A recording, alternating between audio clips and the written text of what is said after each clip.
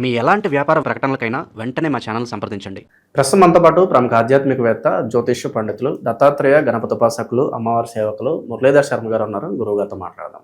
మహాదేవ నమస్కారం. గురు మహాదేవ శ్రీమాత్రే నమః. పరాభవనామ సంవత్సరం ఏప్రిల్ మాసం, విశేషంగా మీనరాశి వాళ్ళకి ఈ మాసం ఏ విధంగా ఉంటుంది? సో లాభ నష్టాలు కావచ్చు, కష్ట సుఖాలు ఏ విధంగా ఉంటాయి? ఆల్రెడీ ఏళ్ళనాటి శనిలో ఉన్నారు, మరి దీంతోడు ఇంపాక్ట్ ఏ విధంగా ఉంటుంది? ఎటువంటి జాగ్రత్తలు తీసుకోవాలి వీళ్ళు? తప్పకుండా అమ్మా. మీనరాశి అనగానే ఎంతో ఆశతో ఎదురు చూస్తున్నారు. ఎప్పుడెప్పుడు మా గ్రహస్థితి బాగుంటుంది, ఎప్పుడెప్పుడు మాకు మంచి ఫలితం ఉంటుందని. ఇక్కడ మీనరాశి వారికి కొందరికి 2022 ఆగస్టు నుండి 2024 ఆగస్టు వరకు కొన్ని ఇబ్బంది కలిగించే సందర్భాలు జరిగితే, మరికొందరికి మీనరాశి వారికి 2025 మార్చి నుండి కొంత ఇబ్బందులు అనేటువంటివి మొదలైనవి. ఓకేనా? అధికంగా డబ్బు ఖర్చు కానీ, మితిమీరినటువంటి ఖర్చు అవ్వడాలు లైక్ ఇలాంటివి ఈ గత 10 నెలల నుంచి 8 నెలల నుంచి వ్యవస్థ ఉంది. కొందరికేమో 2024 ఆగస్టు నుండే బాగాలేదు, చాలా మట్టుకు. ఆగస్టు, సెప్టెంబరు, అక్టోబరు, మనకు 22, 23, 24 లైక్ ఇదంతా కూడా యాక్సిడెంట్స్ కావడాలు, మ్యారిటికల్ లైఫ్ డిస్టర్బెన్సెస్ అవ్వడాలు, అదేవిధంగా పెద్ద ఎత్తున పెట్టినటువంటి వ్యాపారం కాస్త ఇబ్బందికరంగా ఉండేటువంటి సందర్భాలు కావచ్చును, ఏదైనా కావచ్చు, దగ్గర దాకా వచ్చి మిస్ అయిపోవడం కానీ, ఇలాంటి సందర్భాలు ఎన్నెన్నో కూడా ఫేస్ చేసినటువంటి సందర్భాలు మాత్రము ఈ యొక్క మీనరాశి వారిది ఉంది. సొంత అక్క, చెల్లె, బావ, అన్న, తమ్ముడు ఇలాంటి భేదాలు లేకుండా గొడవలు పడినటువంటి సందర్భాలు, అధికంగా మద్యానికి బానిస అవ్వడాలు, వెయిట్ పెరగడాలు, విపరీతంగా ఫ్రెండ్స్ను కలవడాలు, విపరీతంగా ఏమైనా పార్టీస్ కావచ్చును, ఇలాంటివి ఎన్నెన్నో కూడా జరిగిపోయినవి, జరుగుతూ ఉన్నవి. అసలు ఏమిటి నా జీవితంలో వెనక్కి తిరిగి చూసుకుంటే ఏం లేదు, జీరో అనే విధంగా మీనరాశి వారు ఉన్నారు. సో ఈ మీనరాశి వారికి సంబంధించింది ఒకటే ఒక ఎగ్జాంపుల్ ఏమిటి అంటే, దేవిశ్రీ ప్రసాద్, తమన్, వీళ్ళిద్దరినే మీరు తీసుకోండి. దేవిశ్రీ ప్రసాద్, తమన్ ఇద్దరిది మీనరాశి. 2022 ఆగస్టు నుండి తమన్ అనేటువంటి వ్యక్తి గ్రాఫ్ ఎంత పెరిగింది, దేవిశ్రీ ప్రసాద్ యొక్క గ్రాఫ్ ఎంత పడిపోయింది. ఉదాహరణ నేను చెప్తున్నా. అంటే ఇక్కడ ఎవరి జాతక రీత్యా నడిచే దశలు ఇంపార్టెంట్. తమనుకి శుక్రమహర్దశ ప్రారంభమైంది. ఈ శుక్రమహర్దశ ప్రారంభమైన సందర్భంలో లగ్జరీ లైఫ్ కానీ, లగ్జరీ కార్స్ గిఫ్ట్ తీసుకోవడం కానీ, లగ్జరీగా తన లైఫ్ ఎక్సలెంట్గా ఉన్నది. దేవిశ్రీ ప్రసాద్ గారికి కొంతమేర ఇబ్బంది, అంటే మీనరాశిని నేను ఇక్కడ విశ్లేషిస్తున్నా కనుక దేవిశ్రీ ప్రసాద్ కానీ తమన్ గురించి అని కాదు, మీకు అర్థం కావాలని. దేవిశ్రీ ప్రసాద్ గారి జాతకరీత్యా కొంత వాళ్ళ నాన్నగారు ఎప్పుడైతే చనిపోయిన క్రమం కానీ లైక్ ఏంది అంటే కొంత పితృదోషం లైక్ కింద పడినటువంటి దాఖలా. Cut it repeat. Devi Sri Prasad గారికి సంబంధించినటువంటి సందర్భాలలో కొంత గురువు అష్టమ భావంలో వారి జన్మజాతకంలో ఉన్నాడు. ఈ గురువుకు సంబంధించిన పీరియడు, ఈ రాహువు సంబంధించినటువంటి దశ అంతర్దశలు కానీ వచ్చినప్పుడు ఏం జరుగుతుంది అంటే, ఏలినాటి శనిలో గురువు బాగా లేకున్నా, రాహువు బాగా లేకున్నా ఈ పీరియడ్ వచ్చినప్పుడు ఏలినాటి శనిలో చాలా డౌన్ఫాల్ అవుతాం. ఏదో చేయాలి అనిపిస్తుంది కానీ మనకు తెలియకుండానే మనం బెస్ట్ అనేటువంటిది ఇవ్వలేని పరిస్థితి ఉంటుంది. సో ఆ విధంగా అందరి జీవితాలలో కొందరివి బాగున్నవి, కొందరివి బాలేవు. ఎందుకు? వ్యక్తిగత జాతకం. వ్యక్తిగత జాతకంలో నడిచే దశ అంతర్దశలు. ఏమైనా జాతకంలో యోగకారకమైనటువంటి గ్రహాలు ఉన్నాయా, మరి ఆ గ్రహాలను మనము యాక్టివ్ చేసుకోవాలి. ఇట్లనే ఉంటే అట్నే ఉంటుంది. గ్రహాలను యాక్టివ్ చేసుకుంటేనే బాగుంటుంది. కనుక అది గమనించుకొని ముందుకు వెళ్ళండి. ఎవరైతే మీనరాశి వారు ఉన్నారో ఆర్థిక పరంగా, ఇన్వెస్ట్మెంట్స్ పరంగా ఏం చెప్తారు ఈ మాసం వీళ్ళకి? ఆర్థిక పరంగా, ఇన్వెస్ట్మెంట్స్ పరంగా అని అనుకుంటే ఎవరైతే ఉన్నారో బాగుండబోతున్నది రాబోయే రోజులలో ఖచ్చితంగా. ఈ ఏప్రిల్ నెల మాత్రము కొంచెము తెలియని ఈగో ఫీలింగ్ కానీ, తెలియని ఒక బాధ కలిగించే సందర్భం అయితే ఉండబోతున్నది. ఇక దాంపత్య జీవితం ఏ విధంగా ఉంటుంది అంటారు? బాగాలేదు అనే చెప్పా. సో మ్యాక్సిమం అలాంటి డిస్టర్బెన్సెస్ ఇబ్బందులు ఉంటే మాత్రం మీనరాశి వారికి రెమెడీ చివరిలో చెప్తా. ఇక ప్రేమికులకు ఎలా ఉంటుంది ప్రేమ జీవితం కావచ్చు? ప్రేమికులకు సంబంధించి ప్రేమికులు కాస్త పెళ్ళిళ్ళు చేసుకొని గొడవలైపోయి విడిపోయిన వాళ్ళు ఉన్నారు, కలిసి ఉన్న వాళ్ళు ఉన్నారు, బ్రేకప్స్ అయిన వాళ్ళు ఉన్నారు. సో విద్యార్థులు విదేశీ ప్రయత్నాలు కావచ్చు, నిరుద్యోగులు వీళ్ళ పరిస్థితి గురుగారు? ఉద్యోగం లేకుండా ఒక 2 సంవత్సరాలు ఖాళీ ఉంటారా ఎవరన్నా? వీళ్ళు ఉన్నారు మీనరాశి వాళ్ళు. కామెంట్ పెట్టుకోవాలండి కింద. ఎందుకంటే ఉద్యోగం చేద్దాము అంటే చేయబుద్ధి కాదు. ఒక్కరోజు పోయి 2 రోజులు పోయి వెనక్కి వచ్చిన దాఖలాలు. ఒక నెల చేస్తే వాడు జీతం ఇస్తా అంటే జీతం ఇస్తూనే పోతా అని చెప్పి వెనక్కి వచ్చిన దాఖలాలు కానివ్వండి. ఉద్యోగంలో ఏమైనా గొడవలు ఏర్పడడం కానివ్వండి. చెప్పలేమిగా 1, 2 అని కాదు, చాలా సమస్యలు అయితే ఎదుర్కొంటున్నారు. రాబోయే రోజులలో ఏప్రిల్, మే, జూన్ వరకు అయితే జోరు ఉన్నది. ఒక 1 ఇయర్ వెనక్కి తిరిగి చూడకుండా ఉన్నది. ఎందుకంటే గడిచినటువంటి 3-4 సంవత్సరాలు బాగా లేదు. రాబోయే సంవత్సరం ఎక్సలెంట్గా ఉంది. మళ్ళీ నెక్స్ట్ రాబోయే సంవత్సరం కొంత బాధగా ఉంటుంది. అటు పిమ్మట మళ్ళీ ఎక్సలెంట్గా ఉంటుంది. మళ్ళీ అటు పిమ్మట ఒక 1 ఇయర్ బాగుంటుంది. ఇది గుర్తుంచుకోండి. మళ్ళీ అటు పిమ్మట 4 సంవత్సరాలు బాగుంటుంది. గృహయోగము ఇలాంటివి ఏమన్నా ట్రై చేయొచ్చు అంటారా? ప్రాపర్టీస్ ఈ టైంలో ల్యాండ్ ఖచ్చితంగా ల్యాండ్ కొనడం కానీ, భూమికి అసలు ఆల్రెడీ ల్యాండ్ ఉన్నది అనుకుంటే ఆ ల్యాండ్ మంచి రేటు వచ్చే పరిస్థితి ఉంటుంది. ఎప్పుడైతే గత 2-3 సంవత్సరాల క్రితం కొనుక్కున్నటువంటి ల్యాండ్ ఉందో ఈ ల్యాండ్ కాస్త అమాంతం రేటు పెరగడం, ఎక్సలెంట్గా అమ్మేయడం, డబ్బులు కలిసి రావడం, ఇవన్నీ ఉన్నది మీనరాశి వారికి. వీళ్ళకి నరఘోష నరదిష్టి ఎక్కువగా ఉందనుకుంటే వీళ్ళు ఇన్స్టెంట్గా ఏం చేస్తే బాగుంటుంది అంటారు గురుగారు? నరఘోష నర సంబంధిత అధికంగా ఉండేటువంటి వీరు ఉన్నది. ఖచ్చితంగా కూడా మనం చెప్పినటువంటిది ఈ యొక్క లవంగాలు, ఇలాచీలు, అదేవిధంగా మిరియాలు, దాల్చిన చెక్క, వీటన్నింటినీ కూడా పచ్చకర్పూరం వేసి చక్కగా కాల్చి కొంత నెయ్యిని యాడ్ చేసి పేస్ట్ ఆ బొట్టును పెట్టుకోవాలి. ప్రతి శనివారం కాల్చాలి. 8 మిరియాలు, 8 లవంగాలు, 8 ఇలాచీలు, ఒక దాల్చిన చెక్క, ఒక చిన్న పచ్చకర్పూరం. ప్రస్తుత కాలంలో ఏమన్నా గుడ్ న్యూస్లో ఏమన్నా వినే అవకాశాలు 100కు 200% రాసి పెట్టుకోండి. 2026 పరాభావనామ సంవత్సరం నుండి ఒక 3 నెలల తర్వాత, ఒక మినిమం 2-3 నెలల తర్వాత నుండి శుభాలే.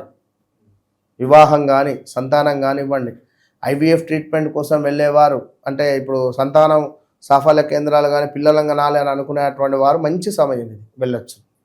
ఇంకా విశేషంగా మన సంకల్ప బలం పెరగాలన్నా, మన కోరిక నెరవేరాలన్నా ఎటువంటి దైవారాధనలో ఉంటే నిత్యం వీళ్ళు బాగుంటుంది? మీనరాశి వారు ఎప్పుడైనా కూడా వీరు వెంకటేశ్వర స్వామి ఆరాధన, వీరు కూడా లేదా దత్తాత్రేయ స్వామి ఆరాధన, గణపతి హోమాలు ఎక్కడ జరిగినా గణపతి హోమాలకు సంబంధించి కొంత సమిధలు కానీ, నెయ్యిని కానీ డొనేట్ చేస్తూ ఉండాలి.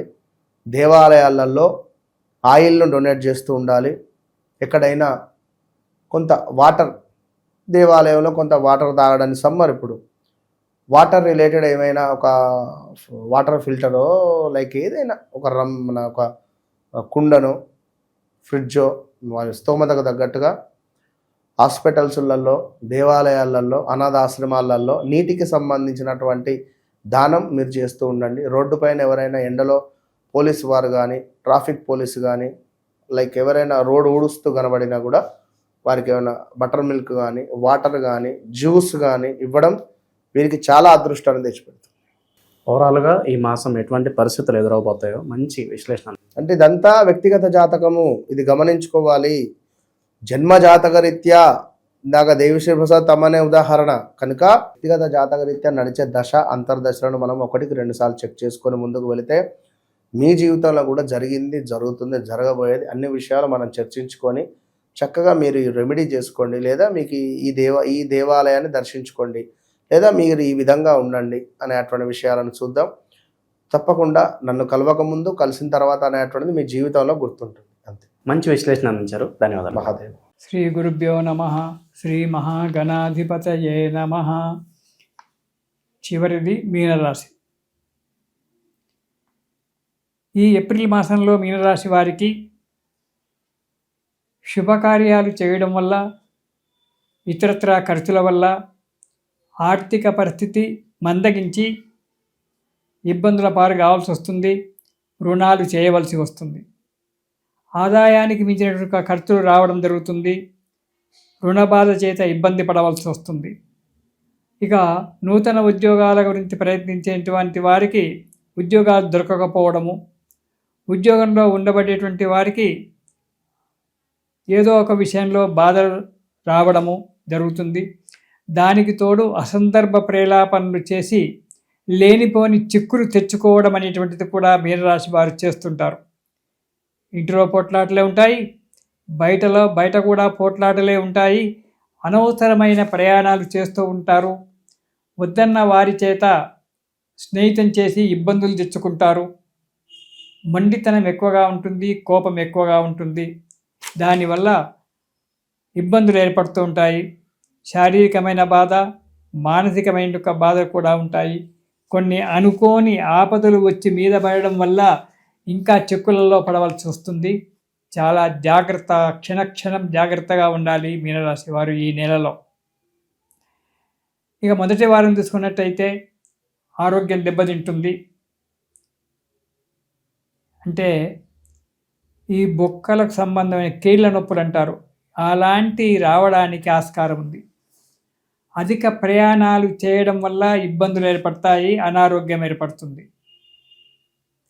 ఆలోచనారహితమైనటువంటి యొక్క పనులు అంటే అనాలోచితం, ఎలాంటి ఆలోచన లేకుండా పనులు చేయడం వల్ల పనులు భిన్నమైపోయి వాటి వల్ల డబ్బు నష్టము, ఎదుటి వ్యక్తుల చేత మాటలు తినడము అనేటువంటి జరుగుతూ ఉంటుంది. ఆర్థిక పరిస్థితి దెబ్బతీస్తుంది. దానివల్ల ఇబ్బందులు ఎదుర్కోవాల్సి వస్తుంది ఈ మీనరాశి వారికి మొదటి వారంలో. ఇక రెండవ వారంలో కనుక చూసుకున్నట్టయితే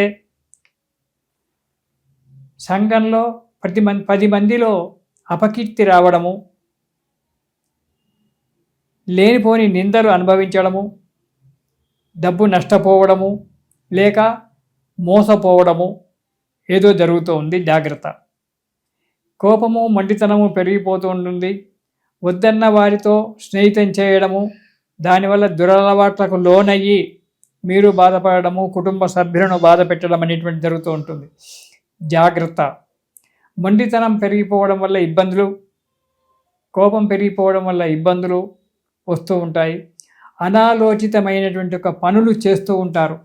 అనాలోచితమైన ఒక పనులు చేయడం వల్ల ఆ పనులు సక్సెస్ కాక దానివల్ల మీకు చాలా ఇబ్బందులలో పడవలసి వస్తుంటుంది.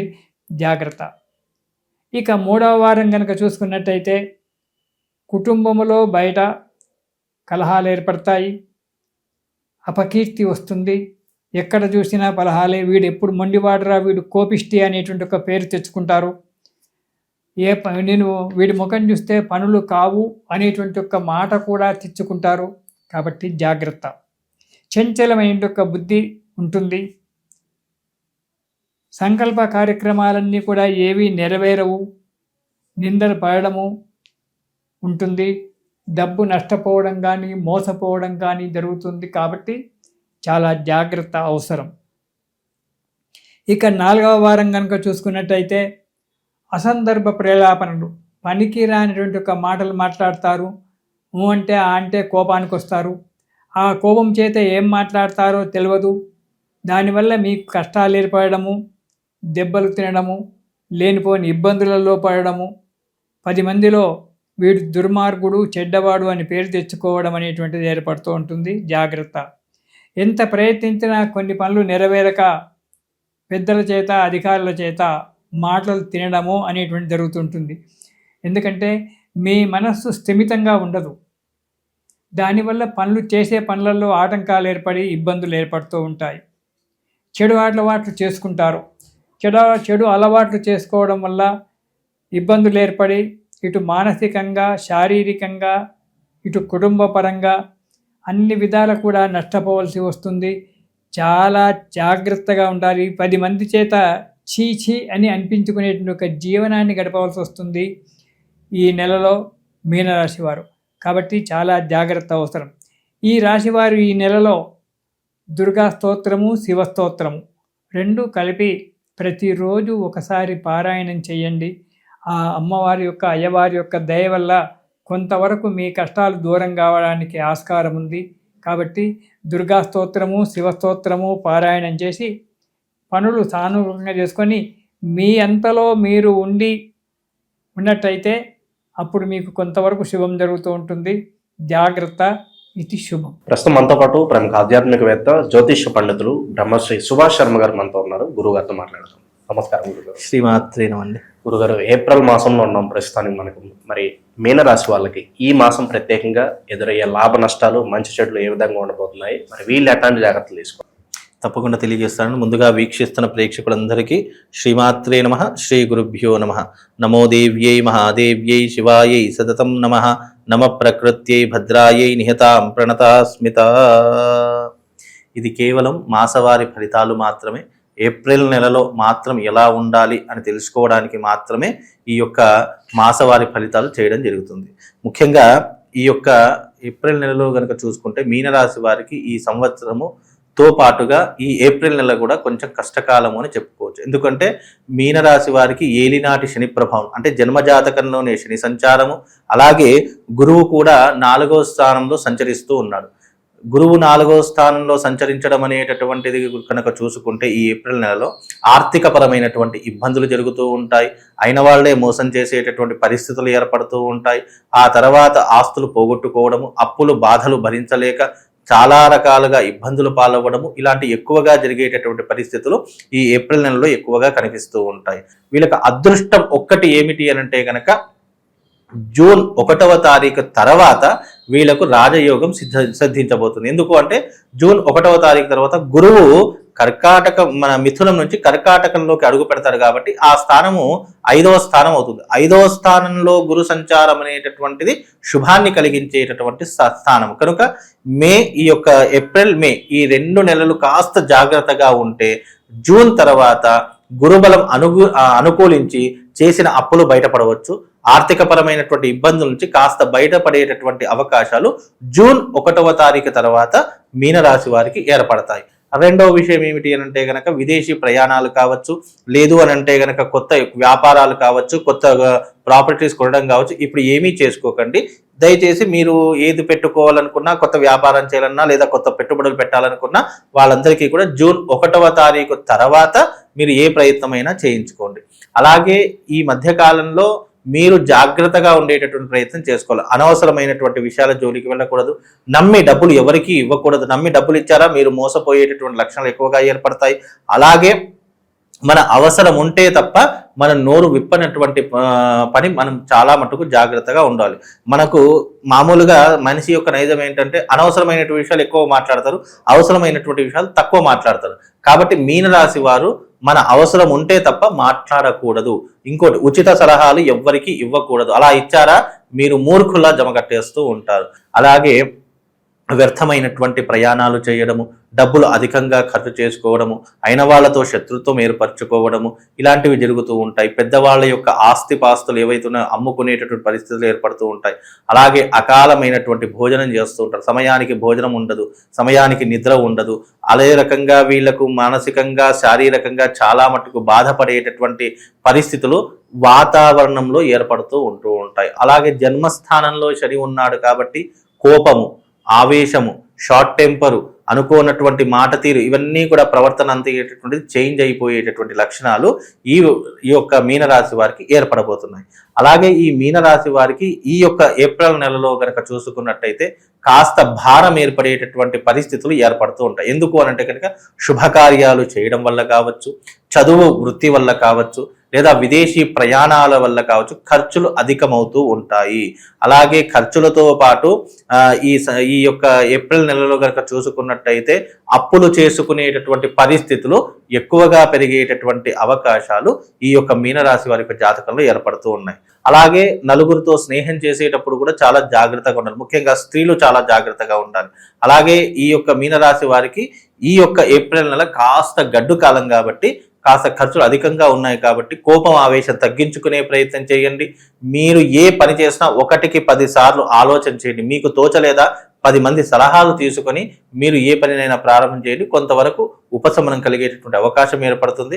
కాబట్టి మీనరాశి వారికి ఈ యొక్క మాసము కాస్త గడ్డు కాలము అని చెప్పుకోవచ్చు. గురుగారు ఏళ్ళనాటి శనిలో కూడా ఉన్నారు, మరి దానికి సంబంధించి మంచి పరిహారాలు ఏమైనా ఉంటే ప్రస్తుత కాలం తెలియజేయండి. ముఖ్యంగా మీనరాశి వారికి ఒక్క పరిహారం చెప్తా, అది శాశ్వతమైనటువంటి పరిష్కారం. ఎందుకంటే నేను రోజు చేసుకోవాలి, లేదా నెలకు ఒకసారి చేసుకోవాలి, వారంకి ఒకసారి చేసుకోవాలి, ఇలా వద్దు. శాశ్వతమైనటువంటి పరిష్కారం ఏమిటి అంటే 2 పరిహారాలు ఉన్నాయి. ఒకటి, ఏలినాటి శని ప్రభావం ఉన్నటువంటి వారికి తిలకాష్ట బలి అనేటటువంటిది ఒక పూజా కార్యక్రమం ఉంటుంది. లేదు అంటే తిలహోమ తంత్ర సాధన, చాలా పవర్ఫుల్. ఇక తిలహోమ తంత్ర సాధన చేస్తే శని కాదు కదా, ఎవరూ కూడా ఏ గ్రహం కూడా ఏమీ చేయలేనటువంటి విధానాలు ఉంటాయి. అది తాంత్రిక విధానంలో పొందుపరిచినటువంటి ఒక క్రియలో భాగమే ఈ తిలహోమ తంత్రము లేదా తిలకాష్ట బలి. ఈ రెండిట్లో మీ స్తోమత ఏదైతే ఉందో దానికి అనుగుణంగా ఈ రెండిట్లో ఏదో ఒకటి చేసుకునే ప్రయత్నం చేస్తే ఏలినాటి శని ప్రభావం తగ్గుముఖం పడుతుంది. ప్రభావం పూర్తిగా తొలగిపోదు, తగ్గుముఖం పడుతుంది. మనకు వచ్చే ఆపదలు ఏవైతే ఉన్నాయో, గండాలు ఏవైతే ఉన్నాయో, గోటి దాకా వచ్చి గొడ్డల దాకా పోతుంది అంటారు కదా, అది గొడ్డల దాకా కాకుండా గోటి దాకా వచ్చి ఇలా అతికి వెళ్ళిపోయేటటువంటి అవకాశాలు ఉంటాయి. కాబట్టి ఈ రెండిట్లో ఏదన్నా ఒక పరిహారం చేయించుకోవడం చాలా ఉత్తమమైనటువంటి మార్గం. కొంతమంది ఉంటారు, గురుగారు మేము ఏమి పరిహారం చేసుకోలేమండి, మాకు డబ్బులు ఖర్చు పెట్టేటటువంటి స్తోమత లేదు అని అంటూ ఉంటారు. అలాంటి వారికి ఓం నీలాంజన సమాభాసం రవిపుత్రమిమాగ్రజం ఛాయామార్తాండ సంభూతం తం నమామి శనైశ్చరం అనే మంత్రాన్ని రోజు 108 సార్లు చదువుకోండి. ఎవ్రీడే, ప్రతిరోజు లేచిన వెంటనే, స్నానం చేసిన వెంటనే మీ యొక్క నుదుటి పైన సింధూరం ఉండాలి. సింధూరం అంటే ఆంజనేయ స్వామికి మనం పెడతాం చూసారా, ఆ సింధూరం ఖచ్చితంగా మీనరాశి వారి యొక్క నుదుటి మీద ఉండాలి. రెండవది ఏమిటి అని అంటే కనుక సూర్య నమస్కారాలు చేసుకుంటూ మీరు నుదుటి మీద సింధూరం పెట్టుకుంటే కొంతవరకు మీకు శనిగ్రహ పీడలు తగ్గుముఖం పట్టేటటువంటి అవకాశము ఏర్పడుతుంది. ఈ పరిహారం చేయించుకుంటే బాగుంది. అంటే ఎవరి స్టేటస్తో తగినట్టుగా వాళ్ళు. ఎక్కువ బాధలు ఉన్నాయి, తిలహోమ తంత్రం చేసుకోండి. లేదండి కొన్ని తక్కువ బాధలు ఉన్నాయి, ఇది చేసి సరిపోతుందంటే తిలకాష్ట బలి చేసుకోండి. మాకు అసలు డబ్బులు లేవండి, మేము ఖర్చు పెట్టే స్తోమతలో లేవు అని అనుకుంటే కనుక మామూలుగా సింధూరం పెట్టుకోండి, నేను చెప్పినటువంటి విధంగా ఈ మంత్రం చదువుకోండి, తప్పకుండా సూర్య నమస్కారాలు చేసుకోండి, కొంతవరకు ఉపశమనం కలిగేటటువంటి అవకాశం ఏర్పడుతుంది. గురుగారు ఈ రాశి వాళ్ళకి ప్రత్యేకంగా శత్రువులు బాగా ఎక్కువగా ఉన్నారు, నరఘోష నరదిష్ట ఎక్కువగా ఉంది, మేము బాగుపడుతున్నా ఏమన్నా కొనుక్కున్నా కూడా చూసి ఓరవలేని వాళ్ళు ఎక్కువగా తయారయ్యారు మా జీవితాల్లో అనుకున్న వాళ్ళకి ఈ ప్రభావాలన్నీ దూరం అవడానికి మంచి పరిష్కార మార్గం ఏమైనా తెలియజేయండి. తప్పకుండా అండి. ముందుగా వీక్షిస్తున్న ప్రేక్షకులందరికీ శ్రీమాత్రే నమః, శ్రీ గురుభ్యో నమః. నమస్తే అస్తు మహామాయే శ్రీపీఠే సురపూజితే శంఖచక్ర గదాహస్తే మహాలక్ష్మీ నమోస్తుతే. నరఘోష, నరదిష్టికి నాపరాయైన పగులుతుంది అని శాస్త్రమే ఉంది. కాబట్టి నరఘోష వీళ్లకు వాళ్ళకని కాదు, మనిషి ఎదుగుతున్నాడు అంటే చాలు నరఘోష ప్రారంభమవుతుందండి. అలాంటి నరఘోషని తప్పించుకోవడానికి మన యొక్క ప్రామాణికమైనటువంటి గ్రంథాల్లో చాలా రకాలైనటువంటి రెమెడీస్ అలాగే పరిహారాలు పొందుపరచడం జరిగింది. ఫలానా ఎగ్జాంపుల్గా చూసుకోవాలి అని అంటే కనుక, ఉదాహరణకు ఒక మనిషి ఎదుగుతున్నాడంటే ఎప్పుడెప్పుడు కిందికి లాగేయాలి. లేదు అసూయ, నరదృష్టి ఎక్కడి నుంచి ప్రారంభమవుతుందో తెలుసా అండి? ఒక మనిషి ఎదుగుతున్నాడు అనుకున్నటువంటి విషయంలో నరదృష్టి ప్రారంభమవుతుంది. లేదు అని అంటే గనక ఒక మనిషి ద్వారా మనం కిందికి పడిపోతున్నాము అంటే నరదృష్టి ప్రారంభమవుతుంది. లేదు వీడి వల్ల నేను మోసపోతున్నాను, లేదా నేను వీడి వల్ల బాధపడుతున్నా అంటే నరదృష్టి ప్రారంభమవుతుంది. అంటే నరదృష్టి అనేటటువంటిది ఈర్ష, అసూయ, ద్వేషము వీటి నుంచి పుట్టుకొచ్చేటటువంటిది నరదృష్టి అని అర్థం. అంటే వీళ్ళ యొక్క మనస్తత్వం ఎట్లా ఉంటుంది, ఒకడు ఎదగకూడదు, వీడికంటే కింది స్థాయిలోనే ఉండాలి కానీ పైకి ఎదగకూడదు, నేను చెప్పిందే వినాలి తప్ప ఇక వీడు నన్ను కమాండ్ చేయకూడదు, డిమాండ్ చేయకూడదు అనేటువంటి పరిస్థితుల నుంచే ఈ నరదృష్టి అనేటువంటి పుట్టుకొస్తుంది. ఇంకోటి, మన జీవితము అందంగా ఉంది, మనం చాలా లగ్జరీగా బ్రతుకుతున్నామంటే తప్పకుండా నరదృష్టి అనేటువంటి తగులుతూ ఉంటుంది. అలాంటి నరదృష్టిని తప్పించుకోవడానికి శాస్త్రంలో అనేక పరిహారాలు ఉన్నాయి. మిరియాలతో చేసేటటువంటిది, అలాగే నిమ్మకాయతో చేసేటటువంటిది, అలాగే కొంతమంది దిష్టి తీసేటటువంటి ప్రక్రియ కానీ, ఇవన్నీ కూడా నరదృష్టికి కొన్ని ఉపశమనాలు అని చెప్పుకోవచ్చు. ఎవరికైతే నరదృష్టి ఉంటుందో, ఏ ఇంటి మీద, చాలా మందికి కొంతమందికి శరీరం మీద నరదృష్టి ఉంటుంది, కొంతమందికి ఇంటి మీద నరదృష్టి ఉంటుంది, కొంతమందికి ఆ స్థలంలో నరదృష్టి ఉంటుంది. నరదృష్టి అనేది చాలా రకాలుగా ఉంటుంది. ఎగ్జాంపుల్గా ఒక మంచి ఇల్లు కనుక్కున్నాం అనుకోండి, ఇల్లు కట్టుకున్నాం అనుకోండి, అబ్బా ఏ ముందులా ఇల్లు ఎంతమందిని ముంచి కట్టాడో అని ఇక అక్కడ నుంచి స్టార్ట్ అవుతుంది మన దరిద్రము. ఇక రెండవ విషయం ఏంటి అంటే, ఒక మనిషి మీద, అరే ఈ మనిషి చాలా లగ్జరీగా బ్రతుకుతున్నాడు, ఇతన్ని చూసి అందరూ ఇష్టపడుతున్నారే అని చూసి అంటే మన ఇష్టాన్ని ఎదుటి వాళ్ళు ఓర్వలేక నరదృష్టి అక్కడ నుంచి ప్రారంభమవుతుంది. ఇక రెండోది స్థల ప్రభావం, అది కూడా నరదృష్టికి ఒక ప్రభావం అని చెప్పుకోవచ్చు. ఇన్ని రకాలైనటువంటి నరదృష్టిలు ఉన్నాయి. వీటన్నింటి నుంచి తప్పించుకోవాలి అని అంటే గనక మనిషి మీద నరదృష్టి ఉంటే కార్యసిద్ధి యంత్రం అనేది ఒకటి ఉంటుంది. అది ఎప్పుడు మన పర్సులో పెట్టుకోవాలి. ఆ యంత్రం ఉన్నంతసేపు ఏమవుతుందంటే మనం ప్రొటెక్ట్ చేస్తూ ఉంటుంది.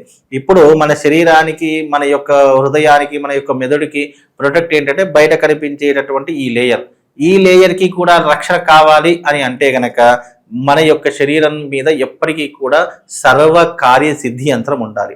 రెండవది, ఇంటి మీద నరదృష్టి ఉంది. ఇల్లు అయితే కూలగొట్టుకోలేం కదా, ఇల్లు ఒక దగ్గర నుంచి ఇంకో దగ్గరికి మార్చుకోలేము. అయితే అమ్మేసేయాలి లేదా నరదృష్టి తీసేసుకోవాలి. దానికి ఏంటి అని అంటే గనక సకల కార్య వాస్తు యంత్రం ఉంటుంది. ఆ సకల కార్య వాస్తు యంత్రం అనేటటువంటి ఇంటికి తగిలించుకోవడం వల్ల నరదృష్టే కాదు, నరఘోష, శత్రుపీడ, అలాగే ఈ బ్లాక్ మ్యాజిక్ ఇవి చేస్తారు కదా అలాంటివి, అలాగే ఈ యొక్క రాక్షస బాధ, ఆర్థిక బాధ, ఇవన్నీ తొలగిపోవడానికి ఈ యొక్క యంత్రం అనేటటువంటి చాలా పవర్ఫుల్ అండి. దాంట్లో ఒక యంత్రమే కాదు, దాంట్లో దాదాపుగా 12 యంత్రాలు నిక్షిప్తమై ఉంటాయి. అది ఒక పిరమిడ్ ఆకారంలో ఉంటుంది.